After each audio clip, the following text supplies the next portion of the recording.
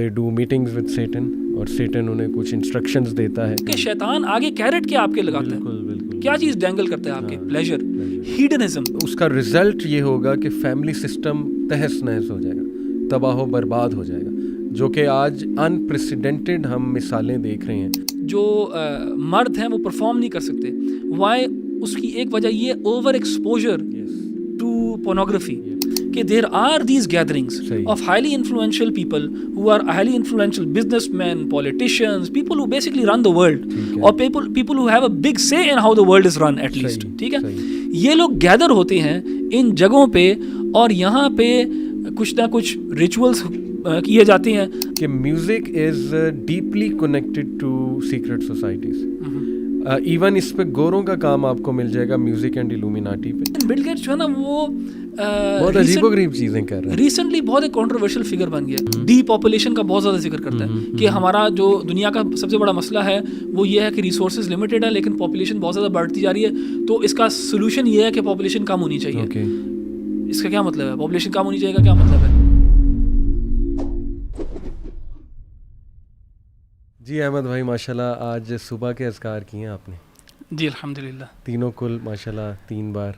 अल्हम्दुलिल्लाह, मैं फजर की नमाज़ पढ़ता हूँ ना, तो उसके बाद मैंने आदत बनाई हुई, तो उसके बाद मैं पढ़ लेता हूँ। मैं असल में इसलिए पूछ रहा हूँ, ऑडियंस को भी मैं कहना चाहूँगा तीनों कुल पढ़ लें, क्योंकि टॉपिक आज बड़ा ख़तरनाक है। टॉपिक ऐसा है कि ज़ाहिर है इसमें प्रोटेक्शन की भी बड़ी ज़रूरत है। तो let me get straight to the point Ahmed भाई, do you believe we are living in a satanic world order? Do I believe that we are living in a satanic world order? Yes. आपको पहले थोड़ा सा define करें, इससे मुराद की आपकी satanic world order से। देखें, सेटनिज़म जो है, मतलब इस पे बड़ी कॉन्स्पिरेसी थ्योरीज हैं, बट चूँकि मैं इस्लामिक पॉइंट ऑफ व्यू से अगर देखूं तो शैतान की इबादत ये तो थ्रू आउट हिस्ट्री जो है वो चली आ रही है, और कुरान मजीद में भी इसका जिक्र है। जैसे इब्राहीम अलैहिस्सलाम ने अपने अब्बा को कहा था कि आप क्यों शैतान की इबादत करते हैं। इसी तरह सूरह यासीन में है कि ए बनी आदम, मैंने तुम्हें नहीं रोका था कि शैतान की इबादत ना करना। तो सेटनिज़म एज़ यू नो कि वो ये है कि पीपल वर्शिप सेटन और दे डू मीटिंग्स विद सेटन, और सेटन उन्हें कुछ इंस्ट्रक्शंस देता है, और शैतान जो है वो अपने पंजे गाड़ना चाहता है मुख्तलिफ डोमेन्स में, जगहों पे, ताकि मैक्सिमम इब्ने आदम को जो है वो करप्ट किया जाए। इस सेंस में मैं पूछ रहा हूँ कि आज जो हो रहा है, यानी हमें तो यकीन नहीं आता है मतलब भाई 20-30 साल पहले अगर चले जाएं, जो वो अक़दार और वैल्यूज़ थी और जो आज हो रहा है, जो कंटेंट प्रोड्यूस किया जा रहा है, जो दिखाया जा रहा है, जो कॉन्सर्ट्स हैं, फिर जिस तरह की टीवी सीरीज़ बन रही हैं, बहुत डार्कनेस की तरफ हॉलीवुड जा रहा है। अगर लेटेस्ट हम टीवी सीरीज़ और ये इवन सॉन्ग्स की बात करें, मूवीज़ की बात करें, बहुत कुछ इस थीम पे जो है ना वो बन रहा है। डीमंस की थीम आप कह लीजिए, डीमोनोलॉजी पे या अकल्ट साइंसेस पे। तो इस सेंस में मैं आपका व्यू भी जानना चाह रहा हूँ, क्योंकि मैंने तो अपना व्यू दे दिया आपको कि आई बिलीव कि यस, बहुत फोर्सेस इकट्ठे होकर काम कर रही हैं और बहुत फोर्स के साथ काम हो रहा है। लेकिन आप कैसे इस सब को जो है वो देखते हैं? अच्छा, मैं इसको थोड़ा सा ब्रेक डाउन इस तरह करूँगा कि एक है एक्सप्लिसिट वर्शिप ऑफ शैतान। सही है। एक्सप्लिसिट से मेरी मुराद ये है कि एक इंसान इंटेंशनली ये काम कर रहा है, और इंटेंशनली वो सेटनिज्म एज ए रिचुअल या रिलीजन वो प्रैक्टिस कर रहा है। सही है। एंड एक है दूसरा इंसान जो उस निज़ाम के अंदर है, उस निज़ाम को सपोर्ट कर रहा है, अनइंटेंशनली, सबकॉन्शियसली उसका हिस्सा बना हुआ है। तो इन दो में मैं फ़र्क करूँगा। सो जहाँ तक आप एक मैक्रो पिक्चर खींच रहे हैं कि क्या पूरी दुनिया के अंदर ये चीज़ राइज है कि नहीं है, तो एक्सप्लिसिट वाला तो आई वुड थिंक कि नहीं, कम है शायद। अच्छा। या सवाल भी हो सकता है कि क्या है भी कि नहीं है, तो उसको हम डिस्कस करते हैं। और मेरा ख्याल है कि बेस्ट ये होगा कि हम उस डिस्कशन के अंदर ऑडियंस के ऊपर छोड़ें कि वो क्या फ़ैसला करती हैं कि क्या ये दुनिया जो है वाकई में शैतान इसको इतना इन्फ्लुएंस कर रहा है कि ये कहा जा सकता है कि शैतान बेसिकली चला रहा है दुनिया, ये या फिर it's the other way around. बिल्कुल सही। तो जहाँ तक आपने हॉलीवुड वगैरह की बात की ना, मैं निज़ाम के बारे में पहले बात करूँगा कि जो एक ओवर आर्चिंग निज़ाम है जिसके अंदर पॉलिटिकल स्फेयर भी है, इकोनॉमिक स्फेयर भी है, फिर ये मीडिया, एंटरटेनमेंट इंडस्ट्री वगैरह सब कुछ है। तो इसमें तो हमें कोई शक नहीं है कि जो मॉडर्न पोस्ट सोवियत एरा जो दुनिया है कम अज़ कम वो लिबरलिज़म की जीत है, ठीक है। तो कोल्ड वॉर के अंदर आप समझें लिबरलिज़म जो है और कम्युनिज़म जो है दो नज़रियात हैं जो आपस में लड़ रहे हैं, ठीक है। None of them is Islamic per se, लेकिन कम अज़ कम दो नज़रियात हैं जो लड़ रहे हैं। लिबरलिज़म जो है वो लिबर्टी को फोकियत देता है ओवर इक्वालिटी, और कम्युनिज़म जो है ना इन वेरी सिंपल टर्म्स वो इक्वालिटी को फोकियत देता है ओवर लिबर्टी। सो USSR जब ख़त्म हुआ है तो फिर हमारे पास आ गया है लिबरलिज़म की एक लिहाज से जीत आई है। अच्छा, अगर आप लिबरलिज़म को अंडरस्टैंड करेंगे, लिबरलिज़म एक मेटा नैरेटिव है। मेटा नैरेटिव कहते हैं एक बड़ा नैरेटिव जिसके अंदर और छोटे छोटे नैरेटिव्स हैं। सो लिबरलिज़म के अंदर उनकी अपनी एक पॉलिटिकल फ़िलासफ़ी है, एक इकोनॉमिक फ़िलासफ़ी है, एक एथिकल फ़िलासफ़ी भी है।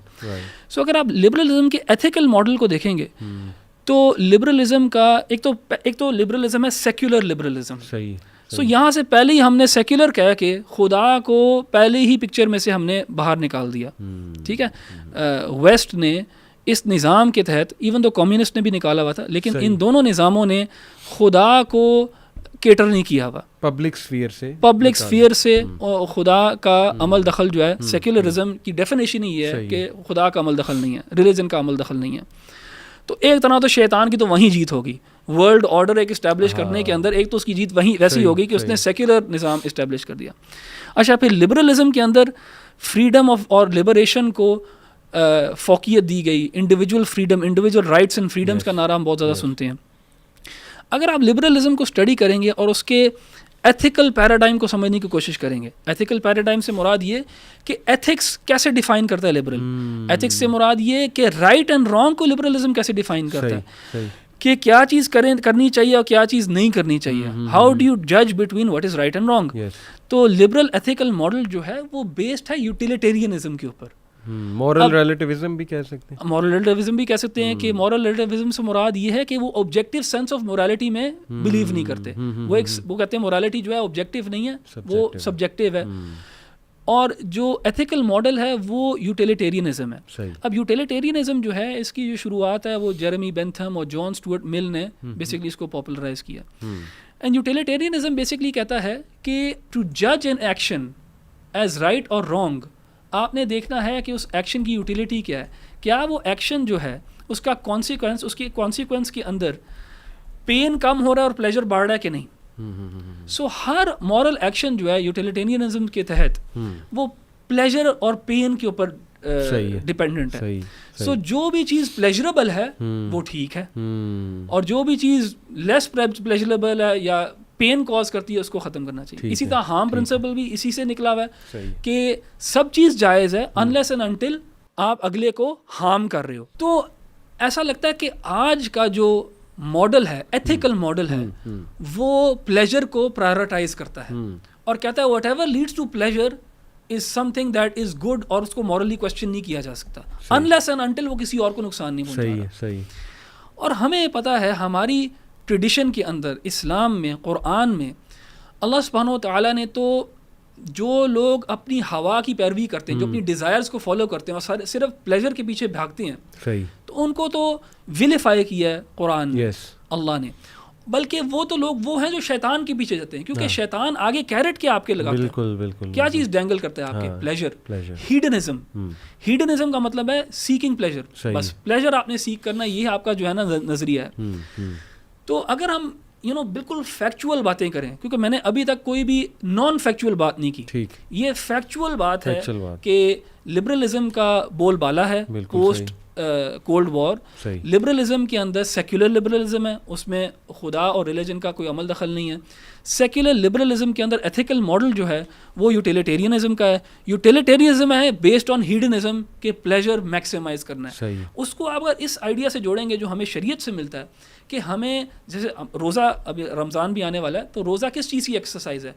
अपनी डिज़ायर्स को रोकने की, सब्र करने की, कि not everything that is pleasurable is good, not everything that is pleasurable is moral। तो यहाँ पे एक लिहाज से शैतान की जीत है कि उसने जो निज़ाम, जो एथिकल मॉडल राइज कर दिया पूरी दुनिया के ऊपर, वो प्लेजर सीकिंग मॉडल है। Yes. और हमें पता है कि इंसान जो अल्लाह ताला ने कुरान में हमें बताया कि इंसान को हमने वीक पैदा किया है और उसके अंदर ख्वाहिशात हैं, उसके अंदर शहवात हैं, और शैतान इन्हीं ख्वाहिशात को, इन्हीं शहवात को एक्सप्लॉइट करता है इंसान के खिलाफ। तो अब आपने निज़ाम ही वो बना दिया अगर जिसमें आपने डिफाइन गुड और ईवल को बेस्ड ऑन प्लेजर कर दिया है, तो शैतान की तो बहुत बड़ी जीत है। जैसे सूरह निसा में वर्स 119 में 4 प्रोमिसेस हैं शैतान के। उसकी जुर्रत इतनी थी कि अल्लाह सुब्हानहू व तआला के सामने उसने कहा जी कि 4 चीज़ें मैं करूँगा। पहली बात उसने की कि I will lead them ashtray. दूसरी बात कि मैं इनकी डिज़ायर्स भड़काऊँगा, और वही जो अभी आपने जो है ना वो बात की। तीसरा ये कि मैं इन्हें ऑर्डर दूंगा कि ये कैटल के कान काटें, और ये सुपरस्टिशंस एक सेंस में हम कह सकते हैं कि सुपरस्टिशियस बिलीफ्स में इन्वॉल्व करना। और चौथी चीज़ उसने कही थी कि मैं इन्हें ऑर्डर करूंगा कि अल्लाह की तख्लीक को चेंज करें।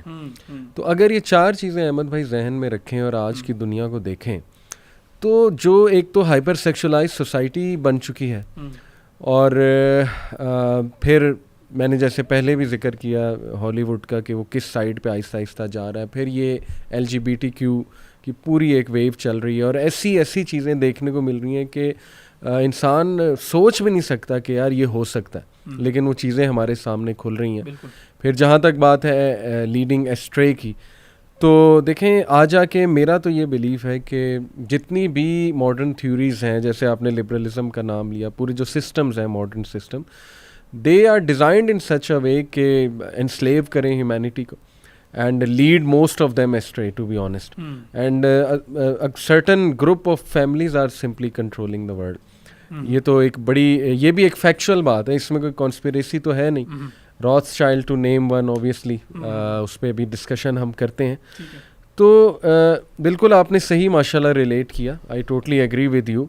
और कुरान मजीद की तरफ भी देखा जाए तो ये बात वाज़ेह होती है हमारे सामने कि यस एक्सप्लिसिट इबादत भी है, और जो दूसरी आपने बात की कि किसी ना किसी तरह बस गुमराह करना है ह्यूमैनिटी को। अगर गॉड का कॉन्सेप्ट चला गया तो आई थिंक उसका काम वैसे भी हो गया। ही डजंट केयर कि उस पर लोग यकीन रखते हैं कि नहीं रखते हैं, एज लॉन्ग एज गॉड पे नहीं रखते हैं तो नथिंग रॉन्ग इन दैट। और गलत और सही का, गुड एंड बैड का भी तस्वर चेंज कर दिया। तो जब वो ऊपर से ही तस्वर चेंज हो गया, अब हॉलीवुड जो है वो प्लेजर दिखा रहा है, और वो ज़ाहिर है ये इन चीज़ों की, अब इसको आप कैपिटलिज्म के साथ जोड़ लें, इन चीज़ों की डिमांड भी बहुत ज़्यादा है, और एक कैपिटलिस्ट इकोनॉमी के अंदर आपने बस डिमांड जो है उसके पीछे आपने चलते रहना है। ऐसी। तो वो फिर वो इसी किस्म का मटेरियल भी निकलेगा, इसी किस्म का तो इसके ऐसा लगता है जो इसके पीछे है ना, जैसे वो इकबाल की इबलीस से मजलिस शुरा है ना, वो ऐसा लगता है कि वो बिल्कुल एक फैक्चुअल चीज़ है कि इबलीस की बाकायदा एक मजलिस शुरा है जिसमें इबलीस बैठा है और उसके सारे जो है ना वज़रा बैठे हैं, जो कि हो सकता है ये बिल्डरबर्ग ग्रुप वाले या रॉथस्चाइल्ड जो हैं इस तरह के लोग बैठे हुए हैं और ये कर रहे हैं। तो ये बिल्कुल वो तो हदीस में है ना कि समंदर पे तख्त लगाता है अपना, उसमें जिक्र है कि उसके चेले आते हैं, वो आके खबरें देते हैं, शयातीन वगैरह आते हैं।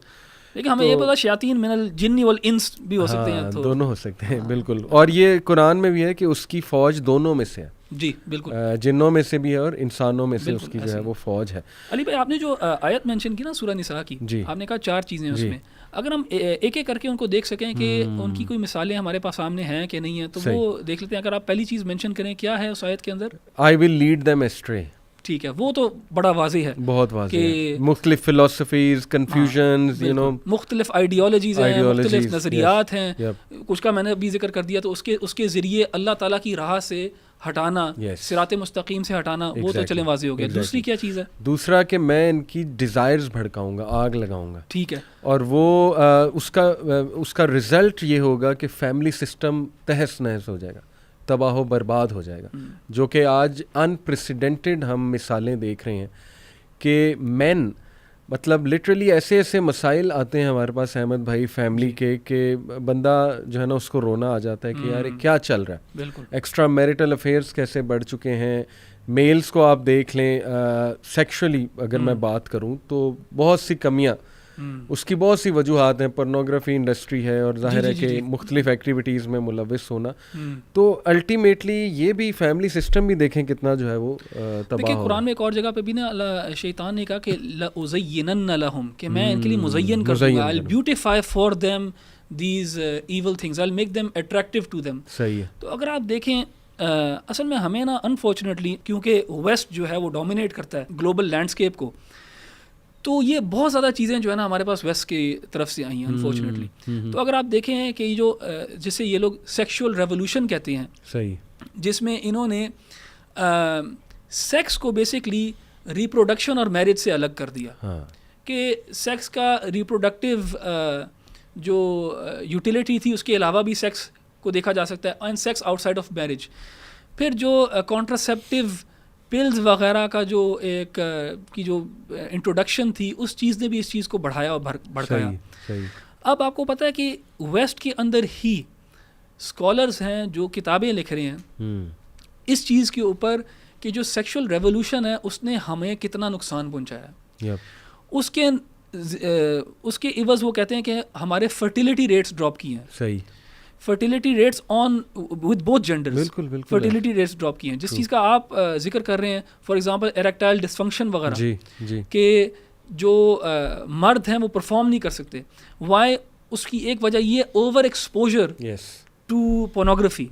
एंड ये क्योंकि वाईफाई और मोबाइल फ़ोन वगैरह, easy access, high speed internet, तो हमारे ज़माने में तो इस चीज़ का तस्वुर भी नहीं किया जा सकता था। टेस्टोस्टेरोन लेवल्स अनप्रेसिडेंटेड जो है ना उसके मुताबिक गिर चुके हैं। इसके अलावा स्पर्म काउंट कम हो गया है। बिल्कुल, just to elaborate these things. तो ये सारी चीज़ें जो हैं ये इसके अब नुकसानात भी नज़र आने लग गए हैं। तो ये शैतान ने ही किया इंसानियत के साथ। बिल्कुल ठीक। और इंसानों को यूज़ किया शैतान ने। अरे शैतान खुद आके तो नहीं ये कर रहा, शैतान वसवसा कर रहा है, लोगों को इस तरफ लेके जा रहा है और फिर लोग ये काम कर रहे हैं। एक बड़ी खौफनाक चीज़ अहमद भाई, मैं जब भी सोचता हूँ मुझे बड़ा खौफ आता है कि हमारी जो यंग जनरेशन है वो जिस तरह की टीवी सीरीज़ देखते हैं अनचेक्ड, यानी दे नेवर केयर कि उसमें कंटेंट क्या है, उसमें क्या दिखाया जा रहा है। They just see it for the merrily for entertainment purpose. But ऐसी टीवी सीरीज़ और ऐसी मूवीज़ हैं कि जिसमें लूसीफर का कॉन्सेप्ट, बेसिकली शैतान का जो कॉन्सेप्ट है, उसे बहुत पावरफुल बीइंग दिखाया जाता है। यानी उसे गॉड ऑफ हेल दिखाया जाता है, गॉड ऑफ द अंडरवर्ल्ड कह लें या गॉड ऑफ हेल कह लीजिए। और उसको अक्सर ना बेचारा भी दिखाया जाता है कि शायद उसकी भी फीलिंग्स हैं, ठीक है, वो भी मतलब ताकि इंसान सिंपैथाइज करे, शैतान सिंपैथाइज करे, ठीक है। तो ये बड़ी ख़तरनाक बात है अगर इसमें हम सोचें कि एक तो उसका फियर बहुत ज़्यादा बैठ रहा है लोगों के माइंड में, जबकि अल्लाह सुब्हानहू व तआला तो हमें कहते हैं कि उसके जो हैं मैकिनेशंस, उसकी जो चालें हैं वो वीक हैं। ये कुरान की ही आयत है। और बल्कि ये भी और अल्लाह सुब्हानहू व तआला ने ये भी उसे कह दिया था कि मेरे जो बंदे हैं उन पे तेरा कंट्रोल नहीं चलेगा, जो बरगज़ीदा जो बंदे हैं। तो मैं ये सवाल इसलिए भी पूछ रहा हूँ कि शायद ये डिस्कशंस कर के ना इल्यूमिनाटी, फ्रीमेसन, सैटनिज़्म, कहीं ना कहीं शायद सबकॉन्शियसली लोग ये ना बिलीव करने लग जाएं कि यार हम बेबस हैं। बिल्कुल। और शैतान ही सब कुछ कंट्रोल कर रहा है और बस वो बहुत ख़तरनाक चीज़ है तो ख़तरनाक। अल्लाह ने जब कह दिया इन्नहुम लकुम अदुव्वुम मुबीन, कितनी बार अल्लाह सुब्हानहू व तआला ने ये बात रिपीट की कुरान मजीद में। लेकिन स्टिल आई थिंक ये this is also part of the agenda कि उसको एज ए फिगर इस तरह का दिखाया जाए कि वो बहुत पावरफुल फिगर है। जी। और शायद उसके साथ कोई ज़्यादती ना हुई हो, समथिंग लाइक दिस। असल में अली भाई, मीडिया जो है ना वो नैरेटिव बिल्डिंग करता है। मीडिया के पीछे जो जहन होता है वो नैरेटिव बिल्डिंग कर रहा होता है। एंड अगर आप पिछले लास्ट 30-40 ईयर्स का मीडिया देखें तो उसमें एक प्रोग्रेशन है नैरेटिव बिल्डिंग की। सही। जो आज का फॉर एग्जांपल फैमिली वाला मीडिया है, सही है, रेटिंग देते हैं ना ये अपनी फिल्म्स को और टीवी सीरीज़ को, जो जिसको ये फैमिली कह रहे हैं, या जो अंडर 18 के लिए भी जो material to watch and consume okay है, इसको अगर आप 30 साल पीछे ले जाना तो ये एक्सरेटेड कैटेगरी में आना था। ठीक है। सो इंसानों का जहन जो है वो तब्दील किया जा रहा है, एक मीडिया नैरेटिव बिल्ड किया जा रहा है, डीसेंसिटाइजेशन हो रही है। सही है। एक टाइम था जब अमेरिका में जो उनके सिटकॉम्स थे, जो उनकी सीरीज़ थी, उसके अंदर वो कभी ये नहीं दिखा सकते थे कि एक हस्बैंड एंड वाइफ जो है वो एक ही बेड में अपने बेडरूम में एक ही बेड पे लेटे हुए। अगर उन्हें वो सीन दिखाना होता था तो 2 सिंगल बेड्स अलग दिखाते थे वो, क्योंकि वो सेंसिटिविटीज थी एक कंजर्वेटिव सोसाइटी की। आहिस्ता आहिस्ता मीडिया यहाँ तक पहुँच गया है कि बच्चों की फिल्मों में के अंदर भी इंटीमेट सीन्स हैं बिटवीन द टू। पाकिस्तानी ड्रामे पहुँच गए यहाँ तक। हाँ बिल्कुल, पाकिस्तानी ड्रामे, खैर मुझे ज़्यादा आइडिया नहीं है, लेकिन मुझे पता है कि वो सेंसिटिविटीज़ जो हैं वो शिफ्ट हो गई हैं। सही। सो ये भी शैतान का काम है। शैतान जो है खुतवात शैतान क्या है? शैतान जो है वो फुटस्टेप्स, यानी कदम ब कदम आहिस्ता आहिस्ता जो है आपको उस जगह पे लेके जाता है। ठीक है। कि क्योंकि शैतान को भी पता है कि अगर मैं इस अल्लाह ताला के बंदे से ये मुतालबा करूँगा तो ये भी रेजिस्ट करेगा, लेकिन मैं इसकी ज़ेनसाज़ी करता हूँ और उसके पास बहुत टाइम है। सो जो आपने बात मेंशन की ना कि आजकल जो मॉडर्न मीडिया है उसके अंदर फॉर एग्ज़ाम्पल शैतान को एक डिफरेंट लाइट के अंदर दिखाया जा रहा है, मैं बहुत फ्रैंकली बिलीव करता हूँ कि मुसलमानों को ये मीडिया कंज्यूम करना ही नहीं चाहिए। बिल्कुल सही। मैं तो समझूंगा बिल्कुल गलत है, या अल्लाह ताला के यहाँ भी कसूरवार हैं, या शायद हराम है इस किस्म का मीडिया कंज्यूम करना। कि कुरान भी आपकी ज़हन साज़ी करना चाह रहा है, कुरान आपको बताना चाह रहा है शैतान के बारे में, कुरान आपको एक नैरेटिव देना चाह रहा है, एंड उसको आप बिल्कुल कोई तरजीह नहीं दे रहे, उसको आपने बंद करके रखा हुआ है, लेकिन आप अपना पूरा वर्ल्ड व्यू जो है मीडिया जो है उस वर्ल्ड व्यू जो है मीडिया से ले रहे हो। बिल्कुल। और उन शोज से ले रहे हो जो कुरान का एंटीथीसिस है, जो कुरान कह रहा है उसके बिल्कुल खिलाफ आपको वो बता रहे हैं। सो ये तो बहुत ब्लेम वर्दी चीज़ है, just because they have sugar coated it and made it glamorous, या उसके अंदर कोई एक्शन है, या उसकी ग्राफिक्स बहुत ज़बरदस्त है, या स्टोरी जो है बहुत ग्रिपिंग है, या क्लिफ हैंगर्स के ऊपर वो ख़त्म हो जाता है। तो इसका ये मतलब तो नहीं है कि आप उसको कंज्यूम करना शुरू कर दें। एग्जैक्टली, क्योंकि अगर आप इस तरह की सोच रखेंगे कि यार I should follow every trend या जो भी चीज़ फेमस होगी, तो फिर फितना दज्जाल is going to be very heavy. बिल्कुल, वो भी तो ग्लैमराइज करके ही चीज़ें लाएगा ना, तो फिर अगर आप यही सोच के साथ चलोगे तो उससे भी नहीं बच पाओगे। बिल्कुल, आप डिसेंसिटाइज हो जाओगे। एंड जो दीन है, कुरान है, वो आपकी सेंसिटिविटीज़ को बरकरार रखना चाहता है, बल्कि आपको हमेशा अपने आप को रीसेंसिटाइज करना चाहिए कुरान के ज़रिए और दीन के ज़रिए, और दीन को सीख के। क्योंकि जिस माशरे में अब हम रह रहे हैं, ये इसमें कोई शक नहीं कि शैतान का एक अटैक है माशरे में, तो उसको केटर करने के लिए, उससे बचने के लिए, उससे अपने आप को इक्विप करने के लिए अपने आप को हमेशा रीसेंसिटाइज करना इन मीडिया को, ये सारी ये पोर्नोग्राफी, ये सारा जितना भी ये एक्सपोजर है, इसको बिल्कुल ख़त्म करना। एंड जब कभी इंसान इस चीज़ में गिर भी जाए तो हमेशा कुरान की तरफ आए और अपने नैरेटिव की तरफ आए, अपने दीन के नैरेटिव की तरफ, वो उस नैरेटिव की तरफ जो अल्लाह ताला उसको देना चाहता है, अपने आप को रीसेंसिटाइज करने के लिए। अगर हम ये करना छोड़ देंगे तो हम बिल्कुल उसी माइंडसेट की तरफ जाएंगे जिस माइंडसेट की तरफ ये हमें ले जाना चाहते हैं। सुभान अल्लाह। और वो उसके पीछे शैतान है, उसके पीछे शैतान है। एक बड़ी इंटरेस्टिंग कॉन्स्पिरेसी थ्योरी है, कुछ मेरा इस पे मानना भी है जितनी मेरी रिसर्च है, कि मॉडर्न वर्ल्ड के जितने भी आर्किटेक्ट्स हैं, इसमें सोशोलॉजिस्ट आ गए, इसमें एवोल्यूशनिस्ट आ गए, बायोलॉजिस्ट आ गए, इसमें पॉलिटिकल साइंस के लोग आ गए, ब्यूरोक्रेसी, पॉलिटिशियंस आ गए, वगैरह वगैरह, वो सब अकल्टिस्ट थे, अकल्ट साइंसेस के बिलीवर्स थे, और they were part of secret societies. बिल्कुल ठीक है। तो इसमें बड़े इंटरेस्टिंग फैक्ट्स भी मौजूद हैं कि जब उन्होंने उनकी ब्लड लाइन देखी तो वो मैच हो रही थी किसी ऐसे अकल्टिस्ट से जो बहुत एक्टिव था इन चीज़ों में। आज जितनी मूवमेंट्स ये स्पेशली मॉडर्न टेक्नोलॉजी को लेकर चल रही, ये मैं एक डिस्क्लेमर दे दूं कि ऑब्वियसली हम मॉडर्न टेक्नोलॉजी के ख़िलाफ़ नहीं है, लेकिन ये भी एक फैक्ट इग्नोर नहीं किया जा सकता कि उन सारी मूवमेंट्स के जो बानी हैं उनकी अगर ब्लड लाइन निकाल के देखी जाए तो वो जाकर मिलती ही ऐसे लोगों से है जो या तो मैजिक में इन्वॉल्व थे, या रिचुअल्स में, या अकल्ट साइंसेस में इन्वॉल्व थे। जी जी। डू यू थिंक ये कॉन्स्पिरेसी थ्योरी ही है, या ये it is very much possible? अच्छा देखिए अली भाई, मैं ना एक थोड़ी सी वजाहत करूँगा आपके सवाल का जवाब देने से पहले, और वो वजाहत ये है कि जब भी इस तरह के टॉपिक के बारे में बात कर रहे होते हैं ना हम, तो मैं चीज़ों को ना 3 कैटेगरीज़ में डिवाइड करता हूँ अपने लिए पर्सनली, और मैं ऑडियंस को भी ये अपनी मेथोडोलॉजी बता रहा हूँ ताकि वो भी समझ सकें कि मैं किस तरह किसी चीज़ का जवाब देता हूँ।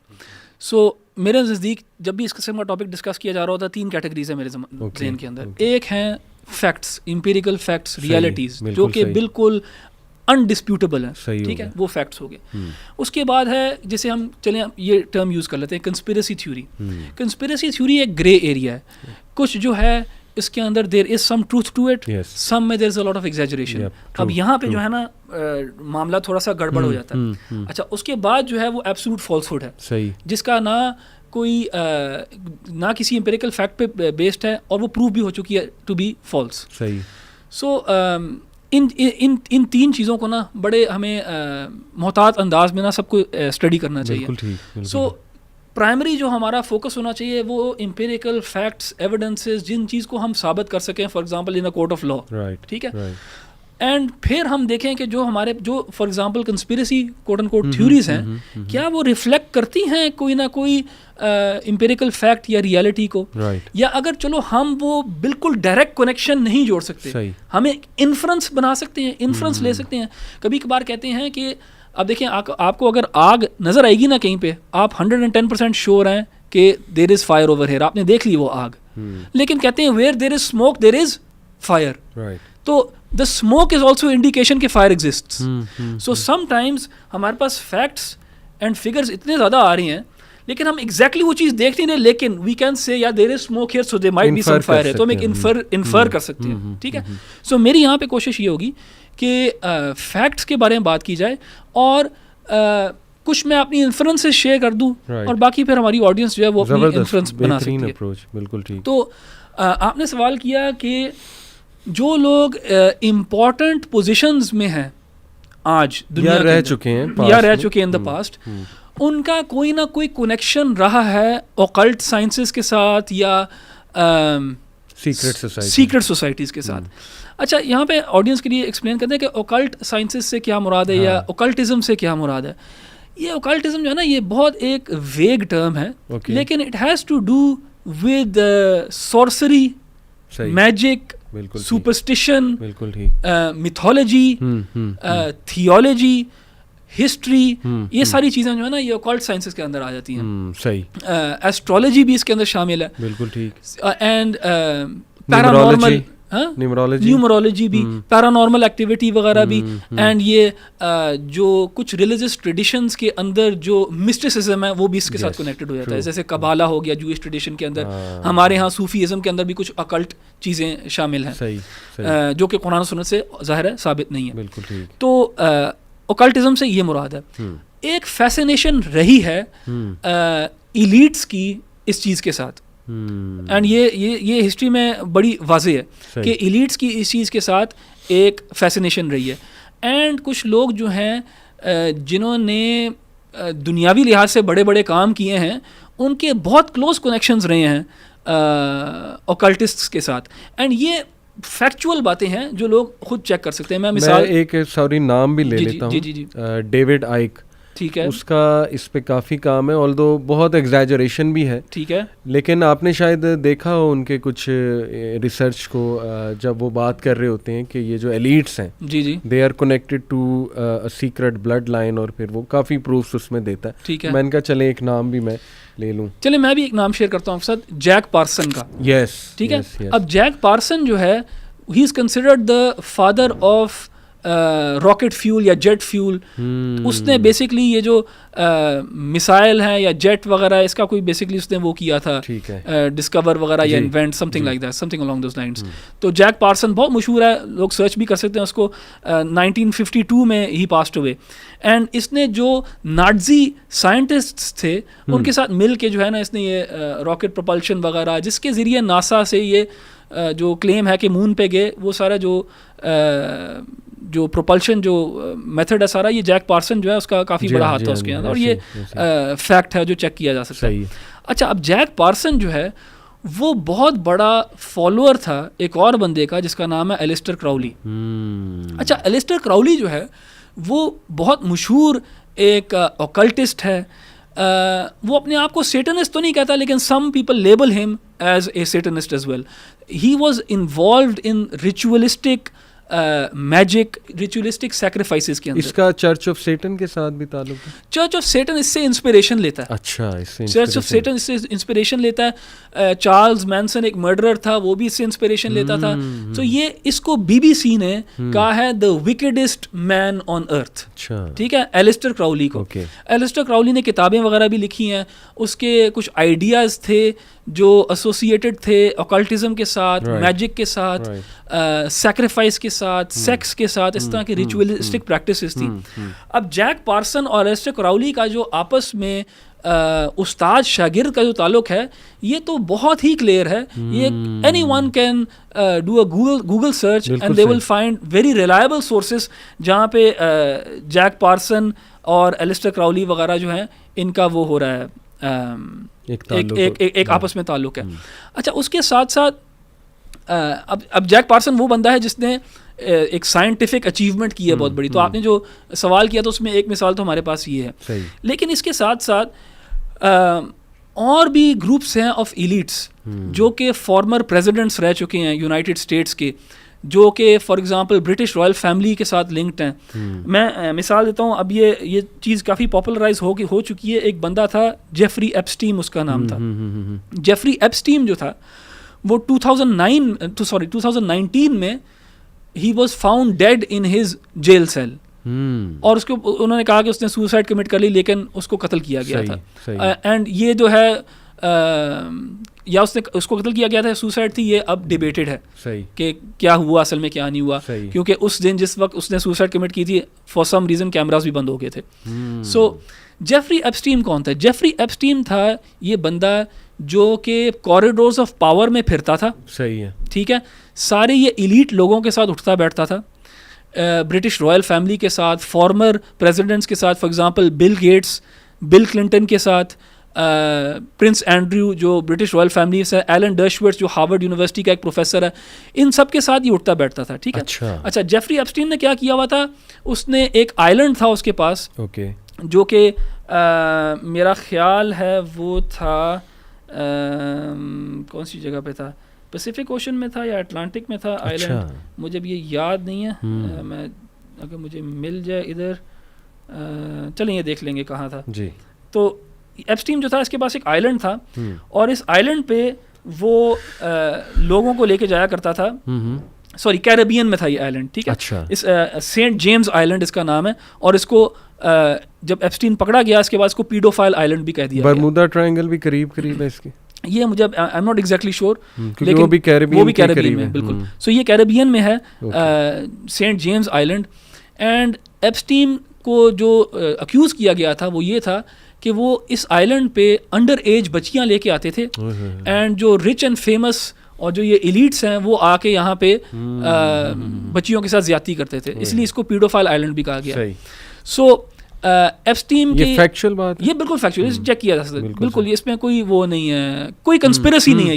ये आइलैंड की तस्वीर देखी जा सकती है, वो विक्टिम्स की स्टोरीज पढ़ी जा सकती हैं, जो आइलैंड की गेस्ट लिस्ट है वो देखी जा सकती है। उसके अंदर बिल गेट्स है, बिल क्लिंटन है, प्रिंस एंड्रू है जो कि आज के किंग चार्ल्स का भाई है, एलन डर्शवर्थ है जो कि एक हार्वर्ड यूनिवर्सिटी का लॉयर है।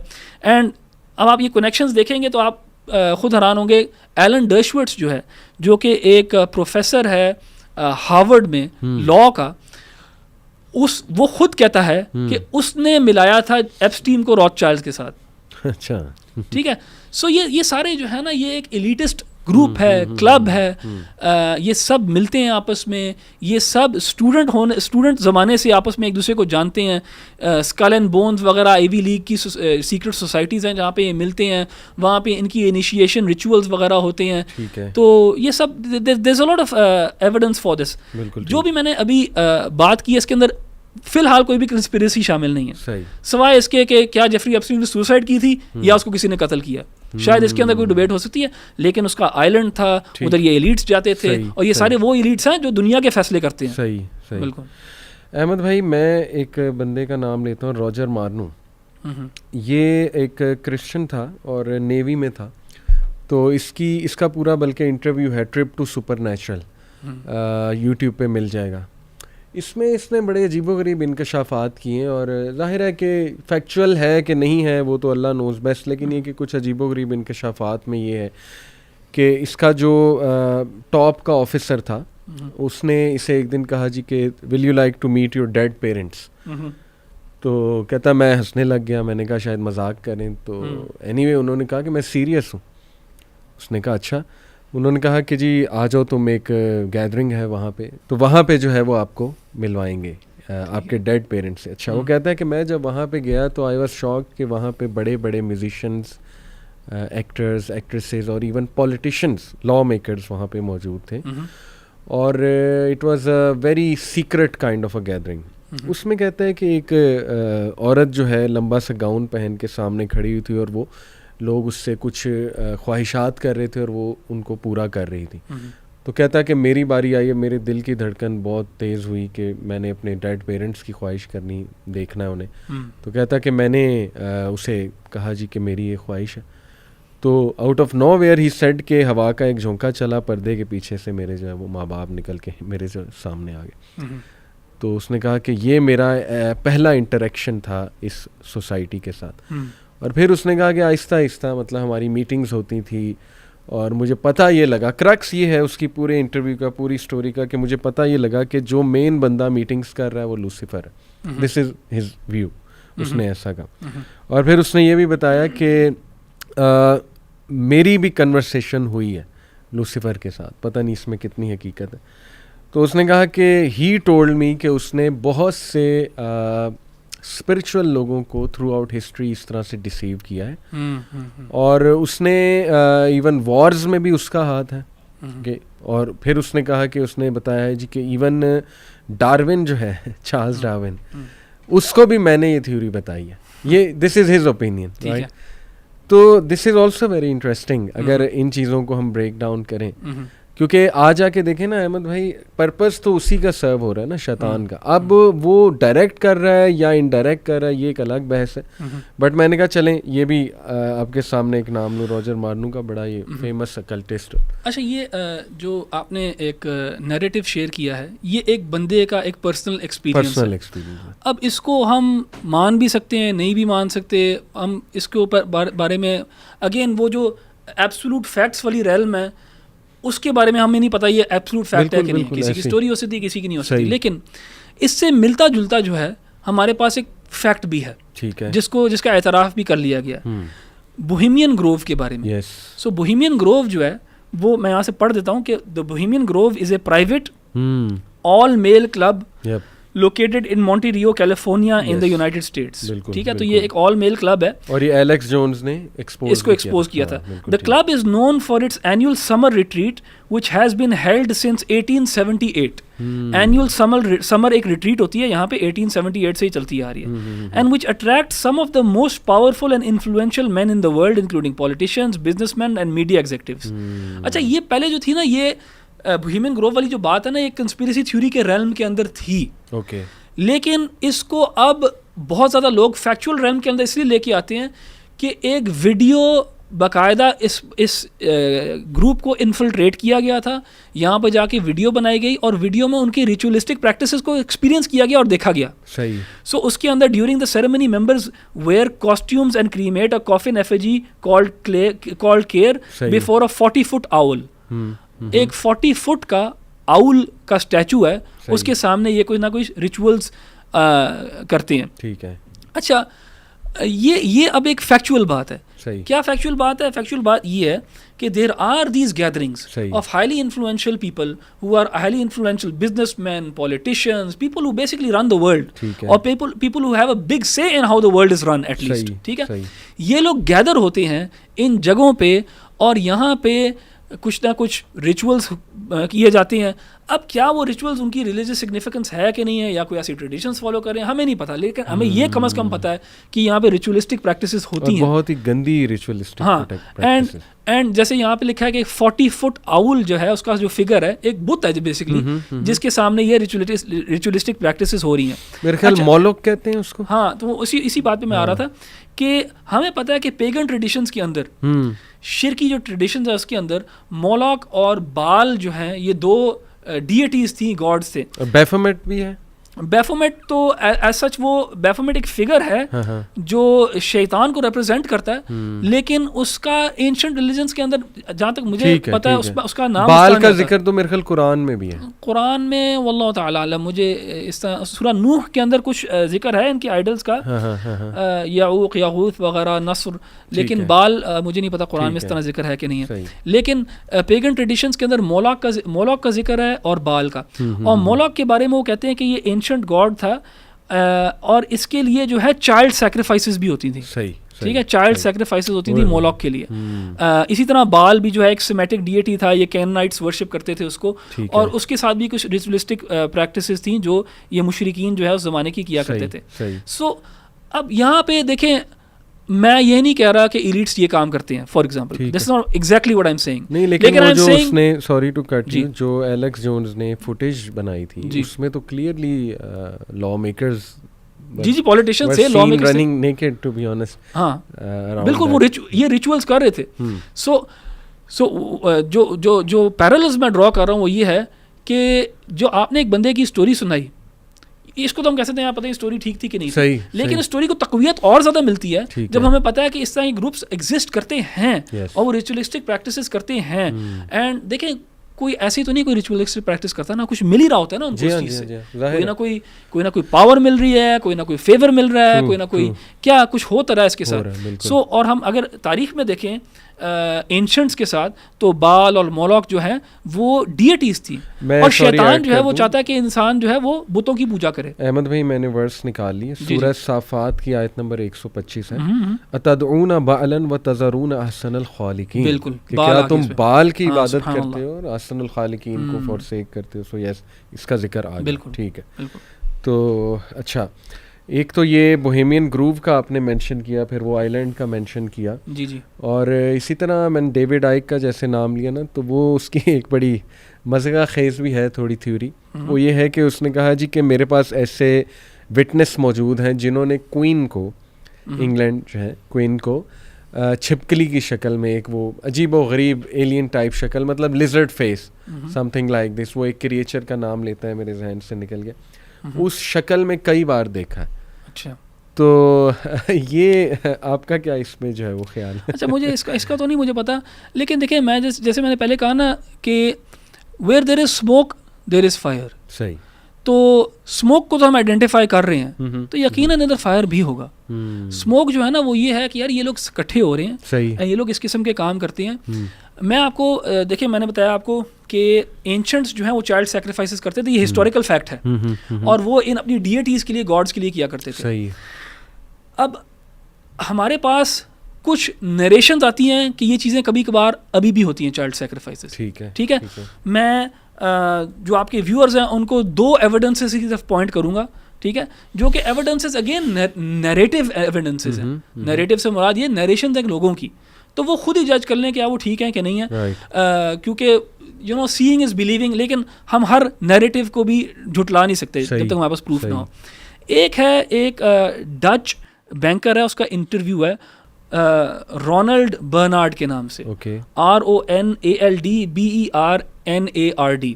उसका जो इंटरव्यू है वो मेरे ख्याल डच ज़बान के अंदर, लेकिन उसके नीचे आपको सब टाइटल्स मिलेंगे। वो बताता है कि वो कैसे बैंकिंग इंडस्ट्री में जाता है, and he climbs the ranks, और सबसे ऊपर आता है, लेकिन वहाँ जाते जाते ना उसको लोग बताते हैं कि यार अपनी मोरालिटी को जो है ना फ्रीज़र में डाल दो, अपनी मोरालिटी को छोड़ दो अगर इधर आना है, ये काम अगर करना है। एंड वो ऊपर जाके ऐसी चीज़ें एक्सपीरियंस करता है बच्चों के साथ जो होती हैं कि वो अपने इंटरव्यू के अंदर वो बयान भी नहीं कर सक रहा होता, वो हल्का रोसा पड़ता है।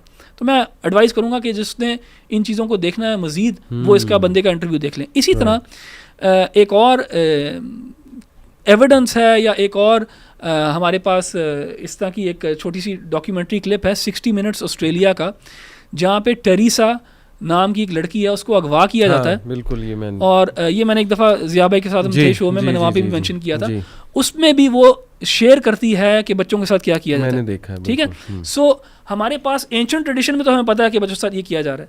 उसके बाद हमारे पास यहाँ पे भी नरेशंस आ रही हैं कि यार ये होता है, ये इन जगहों पे। और ह्यूमन सेक्रीफाइस की भी हमारे pass through out history, human sacrifice through out history, बिल्कुल मायंस और इनकन्स वगैरह ये भी किया करते थे। वो क्या नाम है उसका, इमैनुएला ऑरलैंडी जो है वो भी शायद इसी केस तक क्या था कि हमें नहीं पता, वल्लाहु ताला आलम। लेकिन अली भाई मैं आपको एक इंटरेस्टिंग ना वाकया सुनाता हूँ जो एक मेरी पर्सनल इंटरेक्शन किसी के साथ हुई। अच्छा। तो उसमें मुझे पता लगा। अच्छा। और वो ये था कि बल्कि 2 आपके साथ इंसिडेंट्स शेयर करता हूँ। मैं काश वो अगर वो चैट ले आता तो मैं आपको पढ़ा भी देता डायरेक्टली। मैं ऑनलाइन मेरी जॉब का एक हिस्सा ये है कि मैं ऑनलाइन जो है दावत का काम करता हूँ, और उसमें पूरी दुनिया से मुख्तलिफ़ जगहों से मैं लोगों से बात करता हूँ। लोग आते हैं इस्लाम के बारे में सवाल करते हैं। तो ये चैट मेरे पास मौजूद है और हो सकता है कि हम अपने मीडिया लोगों को देख के इसको हम चला भी सकते हैं। मेरे पास अभी सामने नहीं थे, नहीं तो मैं आपको वर्बेटम आपके सामने नरेट करता कि क्या बात हो रही थी।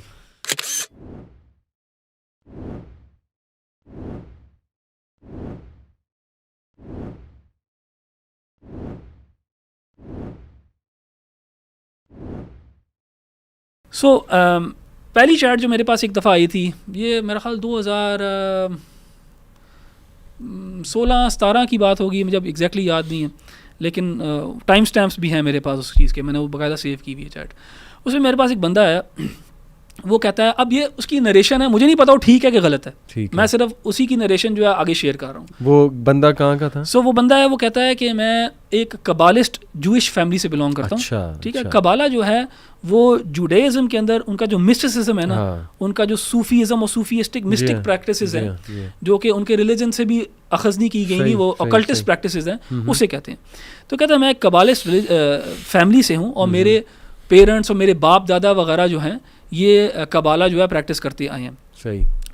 तो उसने मुझे कहा कि हम ना इन लोगों को बहुत गालियाँ देते हैं।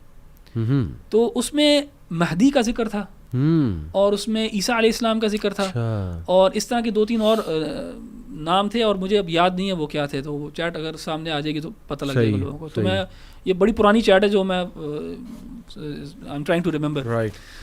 सो मैंने पूछा क्यों तुम गालियाँ देते हो? कहते हैं हम लोग जिनों को खुश करने के लिए, और उसने जिन को लिखा था DJIN, DJINN, हम उनको खुश करने के लिए ना करते हैं।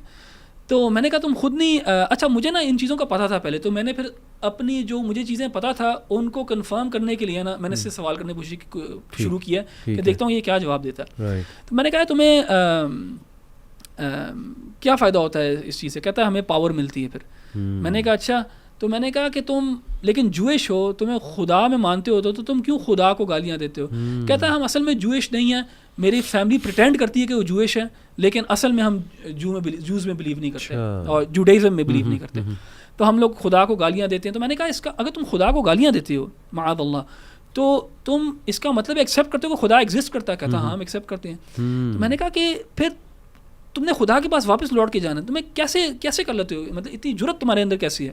कहता हम शैतान के लिए करते हैं और शैतान जो है ना वो हमारी मदद करेगा। मैंने कहा कि शैतान तुम्हारी कैसे मदद करेगा? कहता कि बस वो हमें बचा लेगा। अच्छा। इसके अंदर बात करते करते ना मैंने उससे पूछा कि अच्छा कि तुम्हें क्या पावर्स देता है शैतान? तो उसने कहा कि मेरे बाप की जगह जाके वो ऑफिस में काम कर लेता, मेरा बाप घर पे रिलैक्स कर रहा होता, शैतान जाके काम कर लेता। अच्छा। इस किस्म की उसने बात की। लेविटेशन की उसने बात की। अच्छा, उसने ये बातें की। फिर मैंने कहा और क्या किस किस्म के काम करते हो ये शैतान को खुश करने के लिए? तो उसने स्पेसिफिकली मेंशन किया बच्चों का अगवा। अच्छा। बच्चों का अगवा और उनके ऑर्गन्स वगैरह सेल करना, बच्चों के साथ ज़्यादती एक्सेट्रा एक्सेट्रा। तो मैंने कहा ये कैसे कर लेते हो यार, तुम्हें अथॉरिटीज़ वगैरह पकड़ती नहीं है? कहते हैं यार हम लोग हाई एशेलॉन्स में फिरते हैं, हम लोग इन लोगों के साथ हैं जो कानून बनाते हैं, तो हमें नहीं ज़्यादा लोग पकड़ सकते। तो उसने इस किस्म की बातें की। तो अली भाई ये मेरे पास चैट है, इंशाल्लाह हम शेयर कर देंगे, कोशिश करेंगे शेयर कर दें। और हो सकता है कि मैं स्पेसिफिक डिटेल्स भूल रहा हूँ क्योंकि बहुत पुरानी बात हुई थी, तो ये देख लीजिए, ऑडियंस देख सकेगी कि क्या उसमें बात हुई है। लेकिन जब उसने शैतान वाली बात की ना, तो मुझे ना जो आपने भी बात की है और जब मैं छोटा होता था हम लोग टॉम एंड जेरी के कार्टून्स देखा करते थे, और टॉम एंड जेरी के कार्टून में ना कभी कभार वो शैतान दिखाते थे, और कार्टून्स में शैतान दिखाते हैं जी वो जहन्नम में होता है, शैतान हेलफायर में है, लेकिन शैतान हेलफायर में जल नहीं रहा होता, शैतान हेलफायर में रूल कर रहा होता है, रूल कर रहा, ठीक है। सो ऐसा था, इससे बात करते करते मुझे वो याद है, मैंने कहा यार ये समझते हैं कि शैतान जो है ना वो मालिक है हेल फायर का, और वो सजा देता है, शैतान सजा देता है जहन्नम में, तो ये इन लोगों को बचा लेगा। बिल्कुल, ठीक है। और देखिए कुरान में अल्लाह ताला ने कुरान में बताया कि शैतान कहेगा आखिरत वाले दिन कि अल्लाह ताला ने तुम्हारे साथ वादा किया तो उसने अपना वादा पूरा किया, मैंने भी वादा किया लेकिन मैंने तुम्हें गुमराह किया, तुम्हें मैंने झुटलाया। तो ये सारी चीज़ें देख के ना ऐसा लगता है कि शैतान शायद वाकई में कुछ लोगों के साथ एक्सप्लिसिट वादे करता है, ऐसे और उनको ये बात बाकायदा कहेगा वो। कुछ लोगों के साथ तो वसवसा करता है उनके दिनों के अंदर, लेकिन कुछ लोगों के साथ शायद एक्सप्लिसिटली फिजिकली।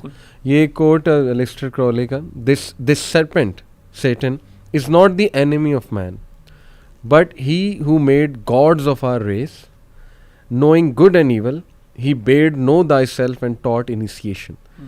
अब उस टाइम पे शायद इसने जब ये बात की हो इसका मजाक उड़ता हो, लोग हंसते हो, लेकिन आज इस बात पे हॉलीवुड की टीवी सीरीज बन रही, थीम्स आ रही हैं, पूरी बुक्स आ रही हैं इस पे। यानी देखे ना, एक बंदे ने एक बात की, या वो स्किज़ोफ्रेनिक है, वो पागल है, या रियल में वो अगर लेट्स से सेटनिस्ट भी है, लेकिन आपने किस तरह उस चीज़ को पिक करके अपनी उन चीज़ों में इंस्टिल करना शुरू किया, और इवन उसको एक सिस्टमेटिक तरीके से आपने जो है वो प्रमोट करना शुरू किया, तो कुछ तो देखें है ना। ये तो नहीं कहा जा सकता कि नहीं जी ये सारी ही बोंगी बातें हैं, ऐसा कुछ भी नहीं है। भाई आपके सामने चीज़ें हो रही हैं, हाउ कैन यू से कि ये नहीं हो रहा। ये जो आपने बात की पीडोफीलिया की, क्या ये सोसाइटीज़ एग्जिस्ट नहीं करती हैं? क्या इल्ज़ामात नहीं लगे हैं बड़े बड़े इवन ऐसे लोगों पे, एक्टर्स पे, पॉलिटिशियंस पे, लॉ मेकर्स पे, कि वो इस चीज़ में इन्वॉल्व है? बोहेमियन ग्रूव का आपने नाम लिया, वो जो है वो चीज़ आपको नज़र आ रही है। तो देखें कुछ तो अहमद भाई है, ये हमने इस्टेब्लिश किया, तो बाकी ऑडियंस पे छोड़ते हैं कि वो खुद फैक्चुअल कितना। मैं ये 100% सर्टेनिटी के साथ कह सकता हूँ कि स्मोक है, एंड उस स्मोक होने की वजह से मैं इन्फर कर सकता हूँ कि फायर भी है। सही। और वो जो इलामा मोहम्मद इकबाल की नज़म आपने मेंशन की, इब्लीस की मजलिस शुरा, तो देखें उसमें बड़ी खूबसूरत बात है। इब्लीस एंड में कहता है कि हाँ मुझे डर है किसी से, तो ये मुस्लिम्स हैं। बिल्कुल। जिस दिन ये जाग गए, क्योंकि इनके पास एक तो अल्लाह सुब्हानहू व तआला की मदद है, दूसरा ये कि ऑब्वियसली इनके पास वो पूरा मैकेनिज़्म है कि ये इस सिस्टम को गिरा सकते हैं। तो ये बड़ी काबिल गौर बात है, बड़ी सोचने की बात है। अहमद भाई बड़ी इंटरेस्टिंग बात है कि मतलब मैं इसका बड़ा फर्म बिलीवर हूँ, मैं अपना पर्सनल ओपिनियन बता दूँ कि music is deeply connected to secret societies. Even इस पे गोरों का काम आपको मिल जाएगा, म्यूज़िक एंड इल्यूमिनाटी पे। इल्यूमिनाटी फ्री मेसन्स हैं नहीं हैं, वही बात है कि ना स्मोक कॉन्स्पिरेसी हैं या पता नहीं वो कुछ और करती हैं, बस एक सोशल क्लब है, वो उस डिस्कशन में हम नहीं जाएंगे। लेकिन लेट्स से कि सीक्रेट सोसाइटीज़ हैं जैसे हमने बात की, क्योंकि the reason I say that is because अभी लेटली आपने देखा है कि अवार्ड्स MTV अवार्ड्स गालिबन हुए, या ग्रैमीज थे ओके, और इसी तरह जो है वो कॉन्सर्ट्स आप देख लीजिए, तो उसमें डिमोनिक फिगर्स की रिप्रेजेंटेशन और लोगों से कहलवाना, डिमोनिक फिगर्स को कमेमोरेट करना, और जाहिर है कि उनको एक आइडियलाइज करना वगैरह वगैरह। तो इसी तरह मैं आपको बताऊं कि मैं एक बार एक चीज़ देख रहा था, उसमें रिहाना जो ये सिंगर है, फीमेल सिंगर, उसका एक जुमला उन्होंने मेंशन किया हुआ था कि वो ये कहती है कि जब मैं स्टेज पे जाती हूँ, आई थिंक रिहाना थी या बेयोंसी थी, आई जस्ट फॉरगॉट, तो उसने कहा था कि जब मैं स्टेज पे जाती हूँ तो मैं नहीं अपना आप नहीं हूँ, मैं अपने आप को लूज़ कर देती हूँ और मेरी जगह कोई और वहाँ परफॉर्म करता है। यानी इट इज़ एज इफ़ कि मेरे अंदर जो है ना वो एक सोल आ जाती, एक नई रूह जो है वो आ जाती है। ये फिर आप देखें कि जो रैपर्स हैं इनके इंकशाफात मौजूद हैं, who have left that industry, के yes there is a sort of a deal of selling your soul to the devil। और काइनी वेस्ट ने मेरा ख्याल अभी इस तरह की कोई बात की, ऐसी बात की। रेन मैन का कॉन्सेप्ट है कि वो हम पे बारिश बरसाता है, बारिश से मुराद है कि वो पैसे आते हैं हम पे, जिस तरह से रिस्क आता है, उसका कॉन्सेप्ट मौजूद है। इसी तरह एक थी कॉन्स्पिरेसी ये भी है कि माइकल जैक्सन को मरवा दिया, मे बी वो शायद ठीक हो रहा था, एक्सपोज करने वाला था, जो भी है वो स्टोरी उसके पीछे, ये कॉन्स्पिरेसी थ्योरी मैं कह रहा हूँ इसीलिए।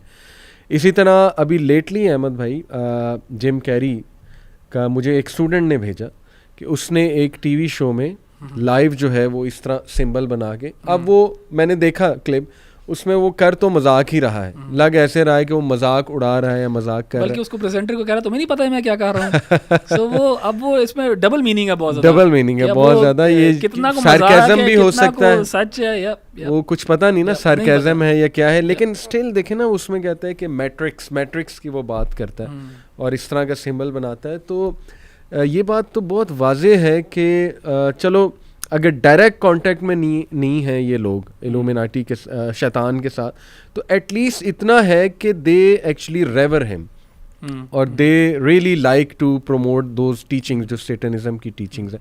इस पे आपकी कोई एडिशन का कोई एक्सपीरियंस? देखें वो जो बाय द वे सॉरी यहाँ मैं मेंशन कर दूं कि म्यूज़िक हमने भी बहुत सुना है पास्ट में, तो मैं इस कॉन्टेक्स्ट में ही पूछ रहा हूँ कि मुझे भी पता है, आपको भी पता है कि वो लिरिक्स किस किस्म के होते हैं। हाँ, बिल्कुल। एक पूरी जॉनरे है इस म्यूज़िक की, गॉथिक है, डेथ मेटल है, फिर ब्लैक मेटल है वगैरह वगैरह, और इवन पॉप में भी मैरिलिन मैनसन का नाम बड़ा वो आता है बार बार। तो आप इस पे जो है वो क्या? असल में इसमें ना कभी कभार हमें अक्यूज़ किया जा सकता है कि we are reading too much into it, right. यानी ये एंटरटेनर्स जो हैं ये सिर्फ एंटरटेनमेंट और शॉक वैल्यू के लिए कर रहे हैं। सही, कि वो सिर्फ एंटरटेनमेंट और शॉक वैल्यू के लिए कर रहे हैं।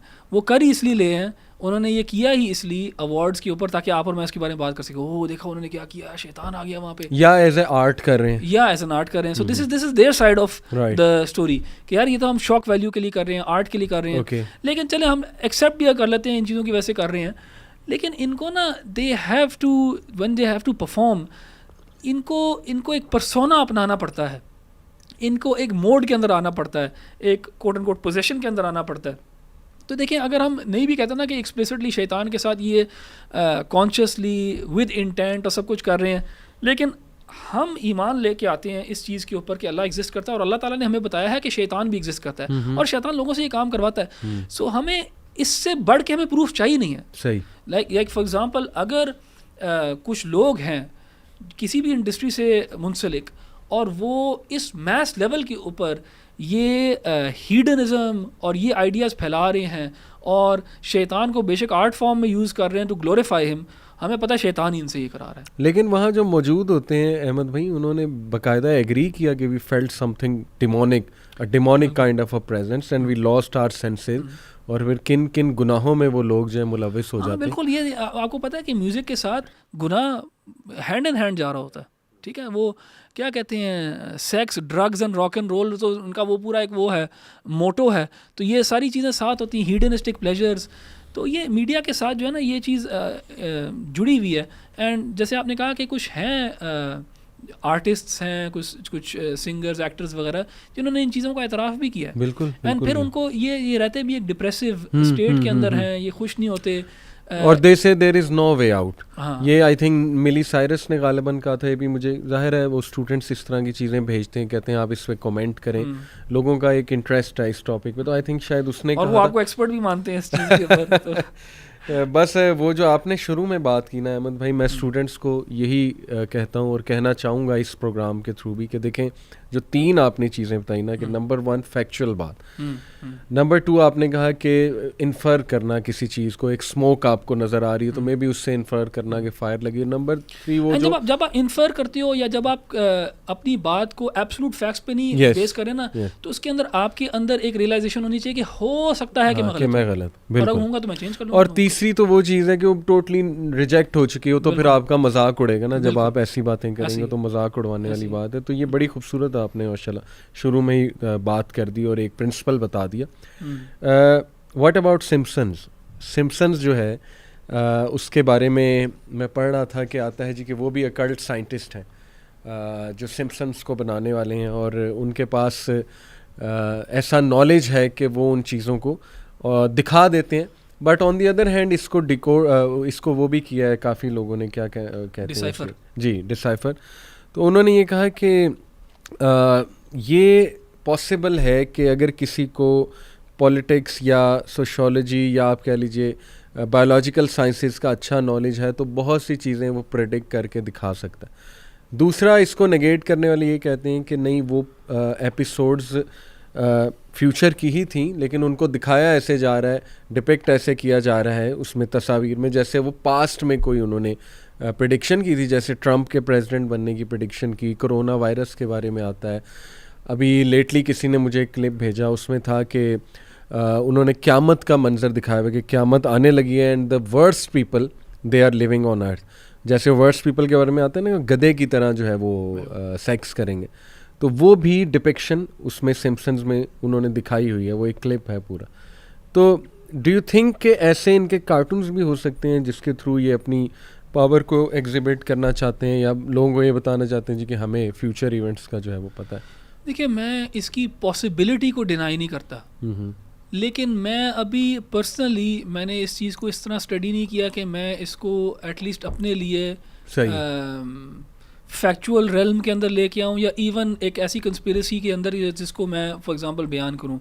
एक दफ़ा मुझे याद है, एक किताब थी जिसका कवर मैंने देखा था, तो उसका किताब का कवर इसी किस्म का था कि how the Simpsons was able to predict everything, इस तरह करके ना। तो उसमें हो सकता है ये कि देखिए, सिम्पसन्स जो है ना it's one of the longest running TV shows. पता नहीं, मेरे ख्याल 30 समथिंग सीजन्स हो गए उसके अंदर पता नहीं कितने एपिसोड्स होंगे।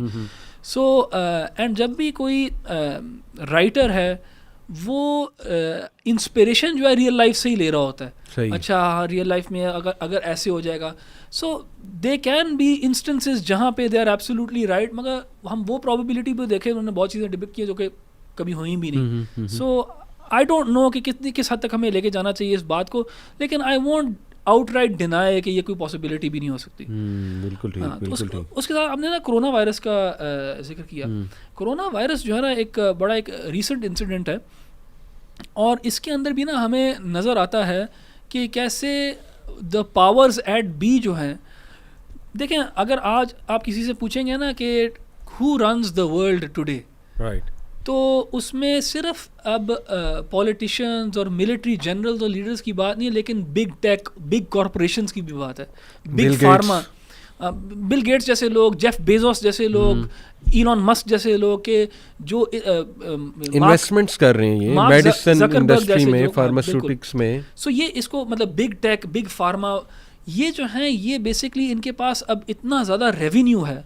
सो फॉर एग्जांपल अगर आप सोशल मीडिया को देखें, बिग टेक को देखें, फेसबुक, ट्विटर, इंस्टाग्राम वगैरह, इनके पास इतना बड़ा प्लेटफॉर्म है लोगों की ज़हन साजी करने के लिए, और उस ज़हन साजी के ज़रिए वो डेमोक्रेसी के ऊपर इन्फ्लुएंस लेके आ सकते हैं, वो वाइट हाउस में बंदा बैठवा सकते हैं। सो ये this is the power they hold in their hands. तो ये लोग भी जो हैं बहुत की प्लेयर्स है। इसी तरह बिग फार्मा भी, यानी फार्मास्यूटिकल कंपनीज जो हैं बड़ी बड़ी, जो फाइजर होगी और इस किस्म की जो ग्लैक्सोस जो है, GSK जो है, इस तरह की कंपनीज जो हैं। अब ये कोरोना वायरस वाला जो है सारा जो ये पिछले जो 2-3 साल हमने देखा है कितने लोगों की डेथ्स हुई हैं, इसके ऊपर you know there is a lot of, वो जो 3 मैंने डब्बे बनाए ना, factual, conspiracy and absolutely false. Conspiracy के अंदर बहुत ज़्यादा बातें हैं कोरोना वायरस से रिलेटेड, एंड मैं व्यूअर्स को एक डॉक्यूमेंट्री रेकमेंड करूँगा कि वो ज़रूर देखें ये, एंड फिर वो खुद ही देखें कि ये कौन लोग हैं जो इस तरह के फैसले कर रहे हैं इंसानियत के साथ।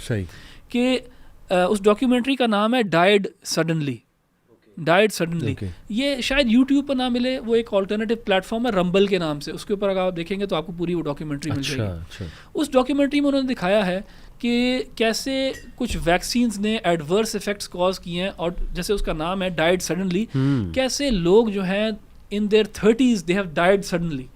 एंड फिर आपको पता है कि ये वेस्ट के अंदर जब ये डेथ हो जाती है, हमारे यहाँ तो मैयत को जल्दी वो गुस्ल दिलाते हैं और फिर उसको जो है दफना देते हैं कुछ ही अगले दिन ही या कुछ ही घंटों के अंदर। वेस्ट में ये ट्रेडिशन है कि उसको बॉडी को ज़रा देर के लिए रखते हैं, तो उसको देर के लिए रखने के लिए उसको इम्बाम करते हैं वो। सो उसके अंदर जो है ना, बॉडी के अंदर वो कुछ ना कुछ फ्लूइड इंजेक्ट करते हैं जिससे बॉडी थोड़ी सी प्रिजर्व्ड रहती है। सो इम्बाम करते हैं। सो उस डॉक्यूमेंट्री के अंदर जो फ्यूनरल होम्स हैं, जो लोग इम्बाम करते हैं, उन्होंने दिखाया है कि कैसे इम्बाम करते वक्त उनको पता लगा कि लोगों के वैक्सीनेटेड लोगों के अंदर से इतने इतने बड़े बड़े 6 इंचेस के क्लॉट्स निकल रहे हैं, अच्छा, जिसकी वजह से उनका जो है ना सडन उनको कोई स्ट्रोक हुआ या हार्ट अटैक हुआ, जिसकी वजह से वो मायोकार्डाइटिस कहते हैं इस किस्म की हार्ट अटैक को, कि इस किस्म की हार्ट अटैक से लोग जो है ना दे वर ड्रॉपिंग डेड, डाइड सडनली इसका नाम है। तो ये भी जो है ना, इसी तरह द रियल एंथनी फाउची के नाम से एक प्रोग्राम है, वो भी देखें, जिससे आपको पता लगेगा कि ये लोग जो हैं ये किस किस्म के फैसले कर रहे हैं नोइंगली। और यहाँ पे बहुत ज़्यादा फैक्चुअल रेल्म के अंदर बातें हैं इस डॉक्यूमेंट्री में शेयर्ड। तो all of this ties into this idea कि ईवल जो है उसकी बहुत ज़्यादा प्रिवेलेंस है दुनिया के अंदर, और हमें पता है कि ईवल के पीछे जो है शैतान है, और शैतान इंसानियत के लिए खैर नहीं चाहता बिल्कुल भी। तो ये all of this is connected, और हमारे पास अगर और टाइम हो तो हम और ज़्यादा एविडेंसेस लेके आ सकते हैं। मैंने आपके साथ अभी जिक्र किया था कि मैं 2 चैट्स का और एक इंसिडेंट का जिक्र करूँगा। मैं ख्याल टाइम की किल्लत की वजह से मैं शायद चैट वाला का सिर्फ थोड़ा सा बता देता हूँ। आपने अभी एक जिक्र किया था कि शैतान जो है उसने लोगों को बहुत गुमराह किया, ये उनको बता के स्पिरिचुअलिज्म है ये, सही, इसी तरह की आपने बात की थी ना। बिल्कुल। इसी तरह मेरे पास ना यूके से एक लड़का आया था जो एक इस्लामिक सूफ़ी मौलवी फैमिली से बिलोंग करता था, अच्छा, इंग्लैंड से। ओके। एंड उसकी भी चैट मेरे पास पूरी जो है मैंने सेव की हुई है, और वो बताता था कि उसके माँ बाप, ख़ास तौर पे उसकी दादी जो है वो किस किस्म के जादू में और किस किस की चीज़ों में इन्वॉल्व थी।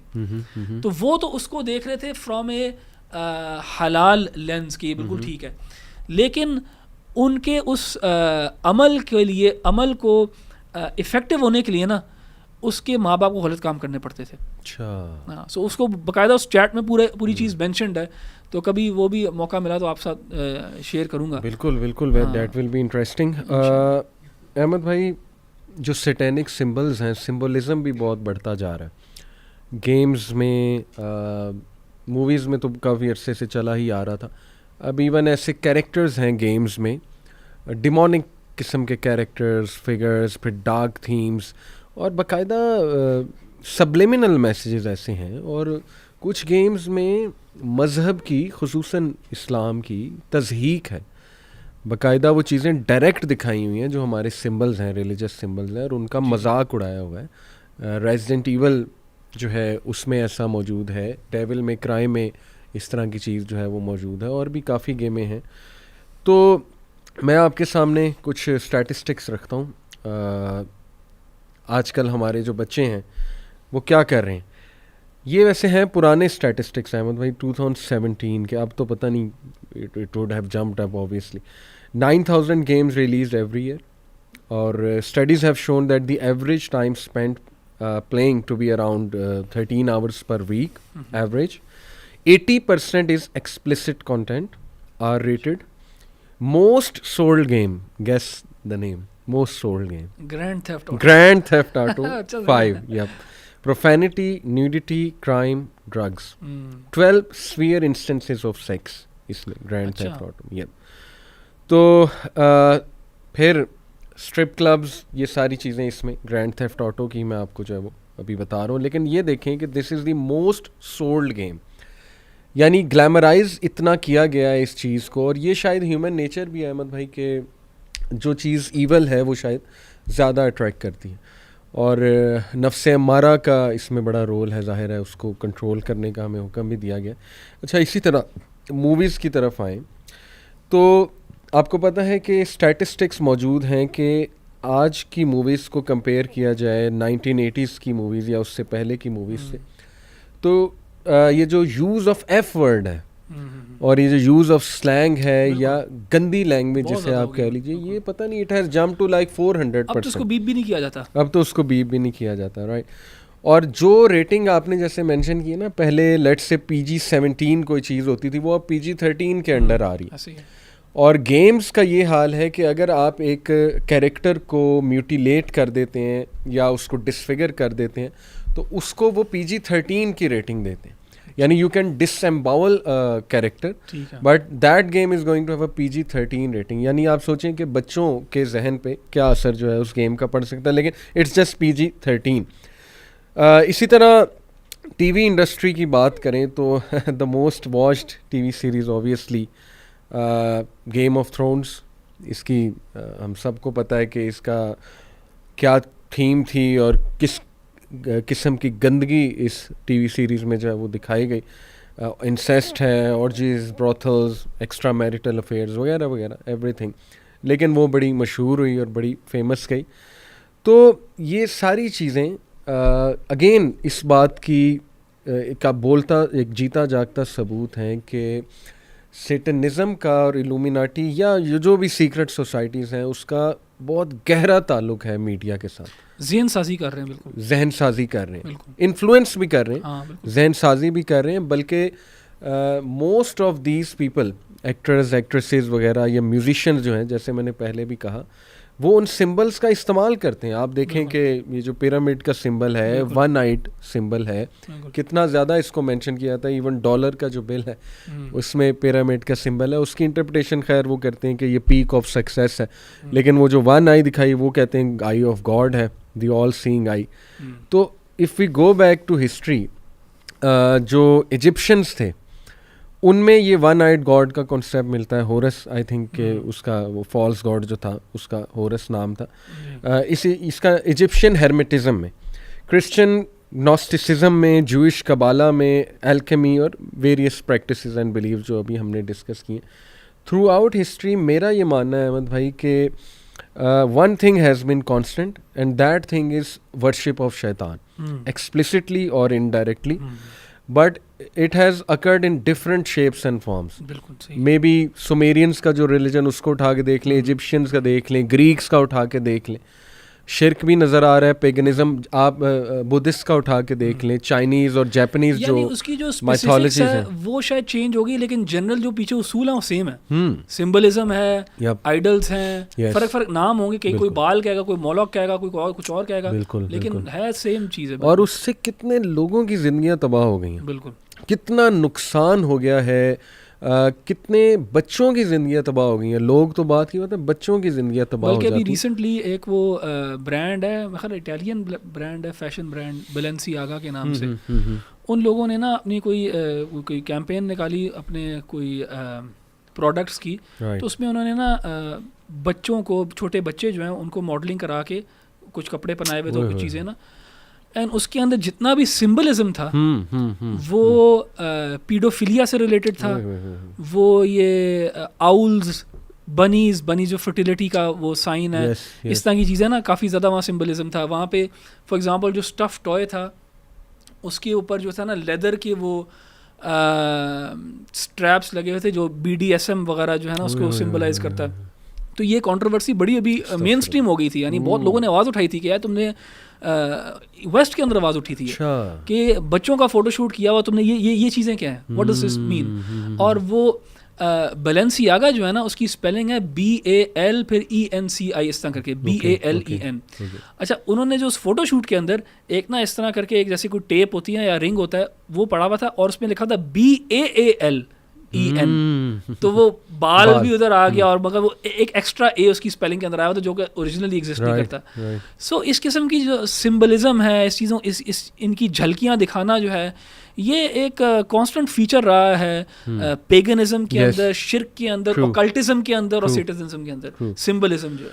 और this tells us what a great blessing Islam is, अल्हम्दुलिल्लाह। यानी अल्लाह सुब्हानहू व तआला loves human beings and literally it is like कि अल्लाह सुब्हानहू व तआला वांट्स, ऐसा ही है, ट्रुथ भी यही है, अल्लाह वांट्स के सारे बच जाए। और अल्लाह ने देखे उन चीज़ों से मना ही फरमा दिया। कई लोग बहस करते हैं जी म्यूज़िक क्यों हराम है, वो दलाइल लेकर आते हैं, बड़ा कुछ लाते हैं, वो बड़ा मिक्सअप करते हैं लिरिक्स को, वो म्यूज़िकल इंस्ट्रूमेंट्स के साथ मिक्सअप करके ना दलाइल दे रहे थे कि नहीं जी हमें तो बड़ी एनर्जी मिली, शायरी बड़ी, वही वो लिरिक्स हैं। लेकिन हम बात करें म्यूज़िकल इंस्ट्रूमेंट्स के डिज़ास्टर्स इफ़ेक्ट्स की, आपके इमोशंस के ऊपर, आपकी अकल के ऊपर। तो मैंने जैसे पहले कहा ना अहमद भाई, थाउजेंड्स क्या billions of lives have been literally destroyed, billions of people have कहना तो मैं नहीं चाहता, लेकिन शैतान ने लिटरली उन्हें हेल फायर की तरफ जो है वो लगाया हुआ है। और दिस टेल्स अस कि कितना ज़रूरी है दीन हक को प्रोपेगेट करना, अल्लाह सुब्हानहू व तआला का कॉन्सेप्ट जो है वो लोगों को देना, हमारी यूथ को देना। और at the end of the day वही बात है अहमद भाई कि शैतान हैज़ नो पावर। जिस तरह से उसको दिखाया जाता है वो बिल्कुल गलत कॉन्सेप्ट है, और उसके मैकिनेशन, उसकी जो साजिशें हैं वो वीक हैं, अल्लाह सुब्हानहू व तआला ने जो है वो कह दिया। फिर ये कि बिस्मिल्लाह आप पढ़ो। मुझे वो एक शेख थे, उन्होंने कहा कि यार ये लोग काफ़ी कहते हैं हम पे जादू हो गया, ये हो गया, वो हो गया, शैतान आ गया, जिन आ गया, पोजेशन हो गई। उन्होंने कहा देखें, मेरा तो ये बिलीफ है कि आप बिस्मिल्लाह पढ़ के दरवाज़ा बंद करें, बर्तन को ढकें, बिस्मिल्लाह पढ़ के पानी पिए, तो इवन इबलीस आपके करीब नहीं आ सकता। तो बड़ा उनका ज़बरदस्त स्ट्रॉन्ग बिलीफ मुझे लगा। तो this is as simple as that कि अल्लाह ने हमें वो पावर्स दे दी हैं, वो प्रोटेक्शन भी दे दी है, और वाकई ही ऐसा महसूस होता है कि इबलीस डरता है तो मुसलमानों से जो है वो आ जाके डरता है। वैसे अहमद भाई, what is Bill Gates up to? इस पे काफ़ी आजकल जो है मैं पढ़ रहा हूँ, देख भी रहा हूँ, आई एम श्योर आप भी देख रहे हैं, तो what is he up to these days? उसको फ़ोन करके पूछता हूँ क्या हो रहा है, क्या हाल चाल है, सब ठीक है, क्या कर रहे हो आजकल, पूछेंगे बिल गेट्स जानी क्या सीन है किन किन कामों में पड़े हुए हैं आजकल। बिल्कुल। उससे पहले जो आपने बात की ना, उसके ऊपर थोड़ा सा मैं टच करना चाहूँगा कि ये बड़ी इंपॉर्टेंट बात की आपने, क्योंकि इस शो के अंदर हम ये तासुर बिल्कुल नहीं देना चाहते कि शैतान इज़ इन कंट्रोल, अल्लाह इज़ इन कंट्रोल। अल्लाह ताला ने मोहलत दी हुई है शैतान को भी और हमें भी, हमें फ्री विल दिया हुआ है। एंड जब तक इंसान चाहे ना, वो तब तक शैतान को तक़वियत नहीं दे सकते, उसको पावर नहीं दे सकते। और जैसे कि आपने कहा, अल्लाह ताला ने कुरान में कहा ना कि इन कैद शैतानी काना दईफ़ा, कि verily the plot of Satan is weak. बिल्कुल, ठीक है, बहुत यानी कमज़ोर है उसका प्लान। सही है, उसका प्लान कमज़ोर है, लेकिन तुम इंसान जो हो उसकी प्लान को तक़वियत देते हो, उसको फॉलो करके, उसके प्रोडक्ट बन के, उसके कंज्यूमर बन के। सो मैं तो कोशिश करता हूँ कि हमेशा अपने जो स्टूडेंट्स हैं और ऑडियंस हैं उनको ये मशवरा दिया जाए कि देखें, ये चीज़ें अगर मार्केट में एग्जिस्ट करती हैं, वो इसलिए एग्जिस्ट करती हैं कि इनके ग्राहक हैं। ये प्रोग्राम्स एग्जिस्ट करते हैं, ये म्यूज़िक एग्जिस्ट करता है, ये वीडियो गेम्स एग्जिस्ट करते हैं, क्यों? क्योंकि इनका बायर है। सही। जिस दिन आप इसको ख़रीदना छोड़ देंगे, ये शेल्फ से भी उठना शुरू हो जाएगा। सही। जिस दिन आप ये ड्रामे देखना बंद कर देंगे, उस दिन ये ड्रामे भी चेंज हो जाएंगे। सही। क्योंकि देखें, उन्होंने रेवेन्यू जनरेट करना है, उनको व्यूअरशिप चाहिए। अगर आप रिजेक्ट करेंगे तो ये भी चेंज हो जाएंगे और आप शैतान के प्लान को उसकी ओरिजिनलिटी पे लेके जाएंगे, उसको कमज़ोर करेंगे। लेकिन अगर आप और मैं कंज्यूमर बन जाते हैं इन चीज़ों के, हम उन ड्रामों को देखते हैं, हम कहते हैं नहीं यार, मुझे तो ज़्यादा फ़र्क नहीं पड़ता यार, मेरी तो इम्यूनिटी हुई हुई है। हम उसको कर रहे हैं, हम उसको अगर वो कंज्यूम कर रहे हैं, हम उसके प्लान को तक़वियत दे रहे हैं, उसमें जो है ना एक टैसिट अप्रूवल है हमारा, और ये अल्लाह ताला हमसे ये सवाल पूछेगा। तो इसलिए हमें मायूस नहीं होना चाहिए, और हमें अल्लाह ताला से उम्मीद रखनी चाहिए। एंड जो लोग अल्लाह ताला को ज़्यादा याद करते हैं, जो लोग अल्लाह ताला को अपनी ज़िंदगी में इम्पोर्टेंस देते हैं, अल्लाह ताला उनके लिए भी, उनकी भी आंखें ऐसे खोल देता है कि उनको नज़र आने लग जाता है कि यार ये क्या हो रहा है, क्या नहीं हो रहा। यानी बहुत सारे लोग हैं, वो शायद ये मीडिया कंज्यूम करते हैं, लेकिन उनको पता ही नहीं लग रहा, नज़र ही नहीं आ रहा कि इसमें कितना हार्म है उनके लिए भी और सोसाइटी एट लार्ज के लिए। मुझे फुज़ैल इब्ने याद का एक कोट याद आ गया अहमद भाई, सेड के परसिस्टेंटली फॉल्सहुड को देखने से ट्रुथ की पहचान चली जाती है। बिल्कुल ऐसे ही है, बड़ा ज़बरदस्त ऐसे ही कि आपकी वो आँख ही बंद हो जाएगी, आपको पता ही नहीं लगेगा हक क्या है, बातिल क्या है, अल्लाह क्या चाहता है, क्या नहीं है। आपको क्या, ये तो बिल्कुल इसमें तो कुछ नहीं है, सारे देख रहे हैं, सारे आप डिसेंसिटाइज हो गए। वो मैंने पहले बात की ना कि कुरान के साथ जुड़े, दीन के साथ जुड़े, अपने आप को रीसेंसिटाइज करें, फिर इन चीज़ों को देखना शुरू करें। आपकी आंखें जो हैं वो एक और अंदाज में देखेंगी। बिल्कुल सही, एब्सोल्युटली। जहाँ तक कि बिल गेट्स का मामला है, उसको पूछेंगे इंशाल्लाह, ये पॉडकास्ट खत्म होता है, पूछता हूँ क्या हो रहा है, क्या नहीं हो रहा। लेकिन बिल गेट्स जो है ना, वो बहुत अजीबोगरीब चीज़ें कर रहा है। रिसेंटली बहुत एक कॉन्ट्रोवर्शियल फिगर बन गया, एंड उसकी कॉन्ट्रोवर्सी की वजह ये है कि उसने कुछ स्टेटमेंट्स और कुछ उसके प्रोजेक्ट्स हैं जो सवाल उठाते हैं उसके ऊपर। So for example, Bill Gates का over emphasis on vaccination and vaccines and अगर पॉपुलेशन रिडक्शन, हाँ, इस चीज़ का बहुत जिक्र करता है बिल गेट्स। डी पॉपुलेशन का बहुत ज़्यादा जिक्र करता है कि हमारा जो दुनिया का सबसे बड़ा मसला है वो ये है कि रिसोर्सेज लिमिटेड है, लेकिन पॉपुलेशन बहुत ज़्यादा बढ़ती जा रही है। तो इसका सोल्यूशन ये है कि पॉपुलेशन कम होनी चाहिए। इसका क्या मतलब है? पॉपुलेशन कम होनी चाहिए का क्या मतलब है? बिल्कुल कि अबॉर्शन ज़्यादा कर दो, फर्टिलिटी रेट ज़्यादा नीचे कर दो, कत्लो गारत शुरू कर दो, एक्सेट्रा एक्सेट्रा एक्सेट्रा। तो ये एक सवालिया निशान है कि where is he coming from. Number 2, अगर तो जो मैंने एक डॉक्यूमेंट्री रिकमेंड की है, डाइट सडनली, अगर लोग उसको देखें और फिर बिल गेट्स का रोल देखें वैक्सीनेशन के अंदर, तो may be they will also say कि यार कोई क्वेश्चन मार्क है। अगेन मैं कोई इधर हुक्म नहीं लगा रहा किसी को, लेकिन मैं कह रहा हूँ कि कुछ कंट्रोवर्सी है, स्मोक है। इसी तरह इस वक्त Bill Gates is someone who is the leading agricultural land owner in the US. उसने पता नहीं कितने थाउजेंड्स ऑफ एकर्स हुआ है खरीद रहा है. एंड अगर आप इस चीज़ को सर्च करना शुरू करेंगे कि अब लोग कहना शुरू हो रहे हैं कि अभी जो क्राइसिस आने लगा सबसे बड़ा, वो फैमिन का क्राइसिस आने लगा है, फूड शॉर्टेजेस का क्राइसिस आने लगा. मुझे याद है अली भाई 2000 मेरा ख्याल 2008, 9, 10 इस टाइम के अंदर मैंने एक डॉक्यूमेंट्री देखी थी BBC की. उसका नाम था the future of food. 3 parts के अंदर थी. मुझे याद है जब मैंने वो डॉक्यूमेंट्री देखी थी मैं बड़ा डिप्रेस हुआ था कि यार ये हालात हैं यार, इस तरफ जाएगी बात. एंड अभी भी अगर आप देखेंगे फूड क्राइसिस के बारे में ना बहुत लोग बात कर रहे हैं. एंड इवन अभी इंडिया में भी ये जो फार्मर्स का एक रिवोल्ट टाइप था, वो इसी चीज़ के ऊपर था कि गवर्नमेंट जो है ना कंट्रोल ज़्यादा चल रही थी एग्रीकल्चर का. सो इट सीम्स के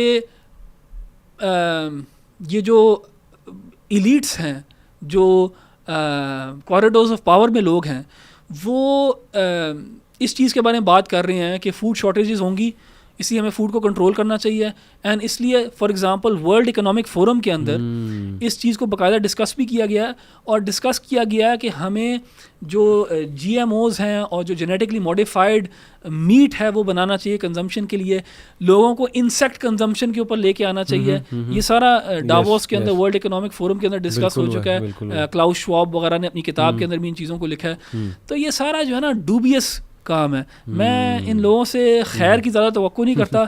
बिल गेट्स के जो पेरेंट्स थे वो प्लान्ड पेरेंटहुड का हिस्सा थे. अच्छा. और प्लान्ड पेरेंटहुड जो है उसने ये सारी अबॉर्शन वगैरह इस चीज़ को जो है ना राइज किया है. एंड अगर आप अबॉर्शन स्टेटिस्टिक्स देखें US के अंदर तो वो दे स्टैगरिंग कि कितने मिलियंस जो हैं ह्यूमन बीइंग्स अबॉर्ट किए जाती हैं. सो बिल गेट्स का काफ़ी डूबियस रोल है. तो अब मैं उसको फ़ोन करके कहता हूँ कि बास आ जा. I can't help but ask this question. बड़े ज़ोर से आ रहा है मुझे. क्वेश्चन इज़ कि इज़ बिल गेट्स दज्जाल? नहीं, इतना मैं अभी इतनी बड़ी अभी इसको मैं तीसरी कैटेगरी में रखूंगा. इसको तीसरी कैटेगरी, क्योंकि दज्जाल मुझे अभी तक उसके माथे पे कफारा नहीं नजर आया. एग्जैक्टली. और वन आई, और फिर जो क्लियरली नबी अकरम सल्लल्लाहु अलैहि वसल्लम ने साइंस बताए हैं. लेकिन जोक असाइड, देखें फितना दज्जाल हमारे यहाँ पाकिस्तान भी आके हमारे प्राइम मिनिस्टर्स वगैरह से आके मिलता है. कॉज ऑफ कंसर्न है ये. बस ये वही बात है, क्वेश्चन मार्क है एक कि ऐसा क्यों हो रहा है. लेकिन मैं ऑडियंस को ये कहना चाहूँगा, देखें कि फितना दज्जाल इज़ समथिंग सीरियस. नबी अकरम सल्लल्लाहु अलैहि वसल्लम जब भी उसके बारे में वार्न करते थे तो he was always very serious.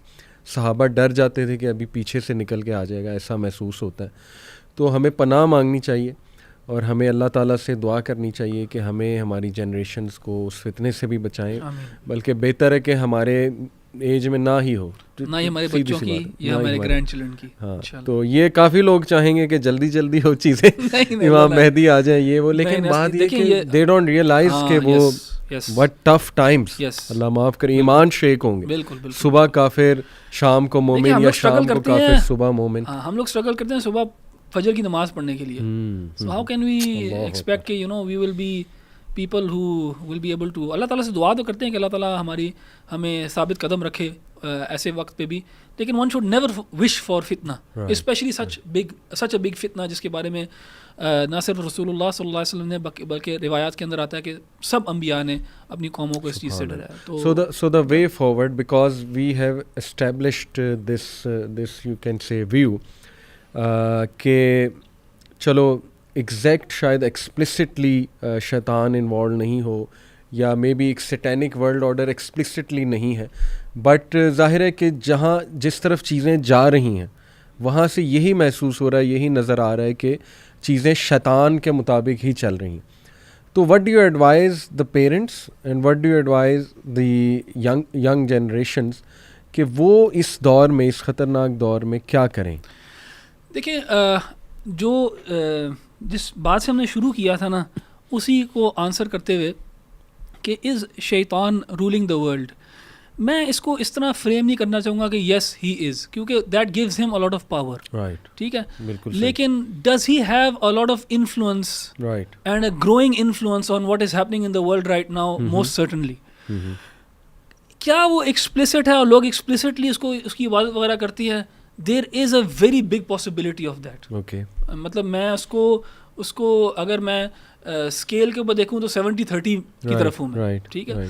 लेकिन क्या इम्प्लिसिटली लोग उसको कर रहे हैं, सबकॉन्शियसली 110% कर रहे हैं, एंड क्या हम एक ऐसी ट्रेजेक्ट्री के ऊपर जा रहे हैं जहाँ पे ज़्यादा शैतानियत है कि ज़्यादा खुदाई निज़ाम है? तो इसमें भी कोई शक नहीं है कि ज़्यादा शैतानियत ही है, हीडनिज़म है। वो तो मैंने आपको एक एम्पिरिकल रियलिटी के तहत प्रूव कर दिया है कि जो निज़ाम है वो सेक्युलर लिबरलिज्म है, सेक्युलरिज्म का एथिकल डू एज दो विल्ड, ये तो उसका नारा भी है चर्च ऑफ सैटन का, और फिर सेक्सुअल रेवोल्यूशन भी यहीं से चली। डिज़ायर्स को फॉलो करो, बस डिज़ायर्स को फॉलो करो, जिस हद तक कर सकते हो, बस किसी को हार्म ना करो। लेकिन आहिस्ता आहिस्ता वो हार्म भी होना शुरू हो जाएगा, और मैक्रो लेवल पे हार्म होता भी है, हार्म होता भी है।